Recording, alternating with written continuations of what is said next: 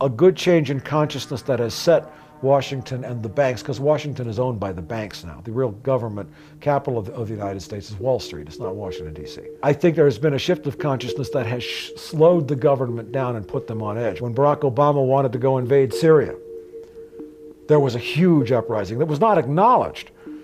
But there were millions of people emailing, writing letters and saying, no, we've had enough war. We are war weary in this country. We are tired of criminal wars over bullshit pretexts in parts of the world that we don't care. It's not in our interest to know, that don't threaten American national security as to what goes on there. Syria was the touchstone to global nuclear war.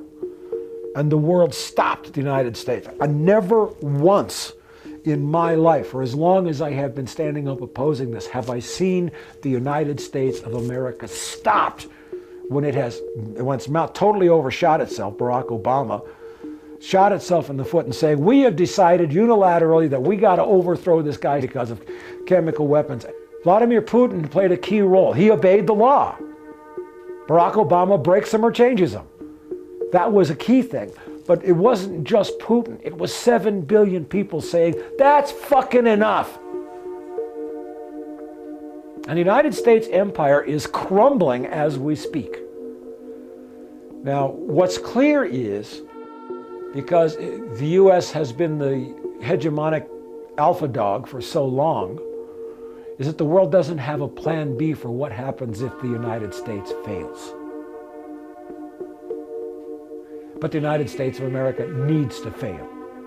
The US dollar needs to fail. There is no hope for any of us unless that oppression, that straitjacket, that iron mask in which we are forced to live is removed. And we have to see that. The US dollar is like one of the major legs that must be broken down to change that consciousness about money. It's like Chief Seattle said,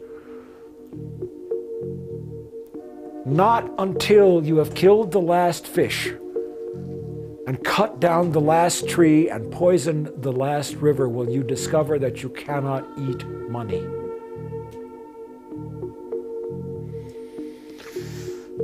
So now the dollar is collapsing. The US empire is in retreat.